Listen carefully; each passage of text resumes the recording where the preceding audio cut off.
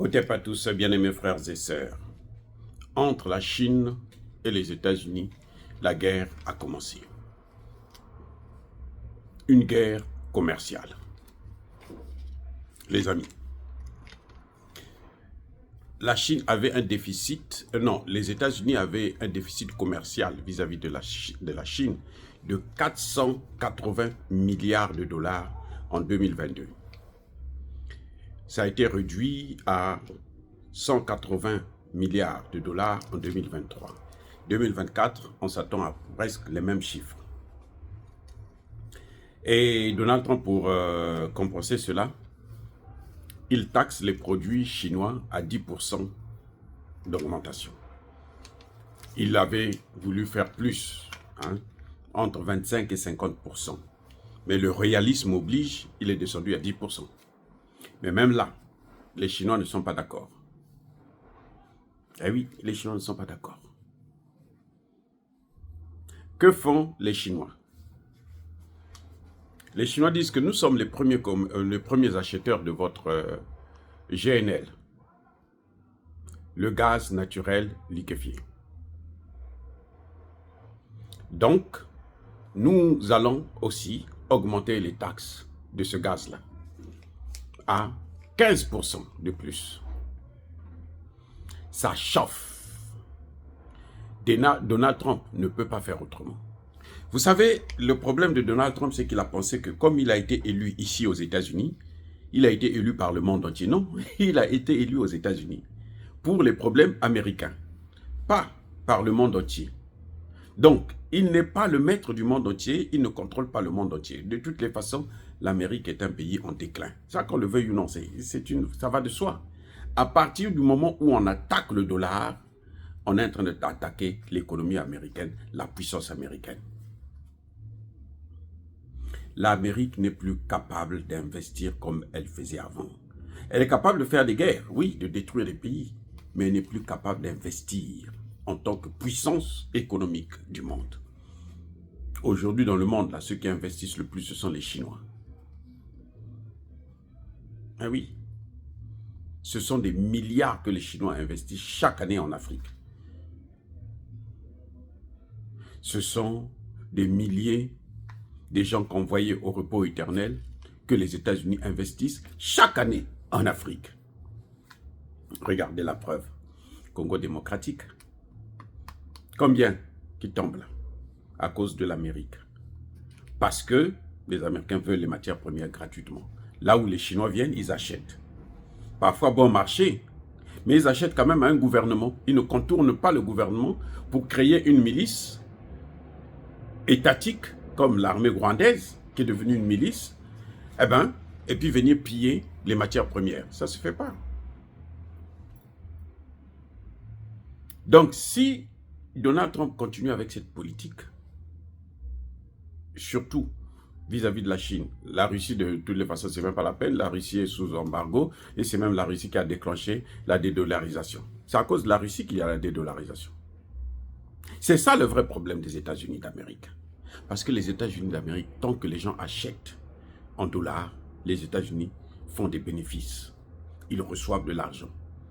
Et puis avec cet argent, c'est avec cet argent plutôt qu'ils vont maintenant faire des guerres partout dans le monde. Et c'est pour ça que les États-Unis, c'est le seul pays au monde qui ne paye pas ses dettes alors que c'est le pays le plus endetté au monde. Donc, depuis qu'ils ont pris des sanctions, les Russes se sont dit, non, ça ne peut pas continuer comme ça, sinon nous, on va tomber. Donc, nous, maintenant, on n'achète plus, on ne vend plus en dollars. Et le meilleur client de la Russie, c'est qui? Mais c'est la Chine, c'est l'Inde, c'est l'Iran. Tout ce monde-là, quand ils font leurs transactions, ça se fait en dehors du dollar. Et c'est une perte à gagner pour les États-Unis. C'est pour ça que le déclin de l'Amérique a déjà été déclenché. Et quand Trump vient avec des politiques expansionnistes, des politiques impérialistes, des politiques où il faut aller faire des guerres ici et là, écoutez, qu'est-ce que nous on en a à foutre avec ça? C'est l'Amérique qui va couler. C'est une évidence. L'Amérique n'est plus celle qu'elle était il y a 10, 15, 20 ans. Maintenant, même en Ukraine, vous voyez, l'Amérique a échoué. L'Amérique a échoué, ils ont donné toutes les armes qu'ils avaient. Quand Donald Trump dit, si l'Ukraine me donne les terres, moi je lui donne des armes. Il entend c'est des paroles en l'air. Qu'est-ce qu'il va donner de plus que l'Ukraine n'a jamais reçu? C'est quoi? Alors les F-35? Mais si eux, ils parlent de F-35, c'est même pas expérimenté. Ce qui est expérimenté, c'est les F-16, qui sont connus dans le monde entier, que c'est un avion performant. Mais la Russie a réduit ça à néant, à zéro. Les Américains ne peuvent plus être fiers de cet avion. Ce n'est plus sur ça. Si ce n'est que sur ça, c'est même pas la peine, ils n'ont qu'à abandonner la guerre dès maintenant. Donc, vous voyez que la guerre des États-Unis contre le monde, c'est une fausse guerre, si l'Amérique veut s'en sortir. Et de toutes les façons, l'Amérique, ce qu'elle a à faire maintenant, c'est limiter les dégâts causés par toute la politique expansionniste, guerrière, de pyromane, hein, où on met le feu partout dans le monde. Il faut que l'Amérique arrête avec ça si elle veut survivre. Si elle ne fait pas ça, l'Amérique sera une puissance moyenne bientôt. Je dis bien bientôt. Vous pouvez aller faire des guerres en Afrique. L'Afrique aujourd'hui est en train de prendre son élan. On ne peut pas arrêter ce qui est en train de se passer en Afrique. C'est impossible. Kagame va être terminé bientôt. Parce que la politique qu'il mène, c'est la politique de l'époque des années 1900. Maintenant, là, personne en Afrique ne veut de ça. Si les chefs d'État africains ne parlent pas parce qu'ils ont peur de l'Amérique et de l'Europe, ça ne veut pas dire qu'ils sont d'accord avec cette politique-là. En tout cas, pas tous. Il y en a qui ne parlent pas parce qu'ils ne veulent pas s'attirer les foudres des États-Unis. Vous avez vu, dès que l'Afrique du Sud a décidé de supporter, de soutenir, d'encourager la RDC, on a trouvé un motif pour suspendre l'aide et pour essayer de les mettre à genoux. Or, la suspension d'aide dans tous les pays du monde, ça fait quoi? Quand les pays vont apprendre en 3 mois, quand ils vont comprendre qu'on peut vivre sans cette aide-là, les pays qui vont comprendre ça, c'est fini, ils vont partir. Ils ne vont plus respecter l'Amérique. Ce qui faisait que l'Amérique puisse faire peur, c'est quoi? Mais c'est tout ça. C'est l'aide. Quand on sait que si on fait ça, l'Amérique va couper l'aide, donc nous, on est obligé de se soumettre. Mais si cette aide n'est plus, l'USA n'est plus, vous allez faire quoi? Donc, je crois qu'il est temps que Donald Trump puisse se tirer les oreilles. La Chine ne se laissera pas faire. La Chine a tellement investi dans la route de la soie. C'est ce que l'Amérique aurait pu faire. L'Amérique n'a pas fait. L'Amérique a investi pour les guerres dans le monde, a investi pour l'installation des bases militaires américaines dans le monde. Attendez-vous seulement à des guerres. Mais maintenant qu'il y a quelqu'un qui peut faire la guerre contre l'Amérique, qui peut battre l'Amérique, c'est connu, la Russie, vous allez faire quoi?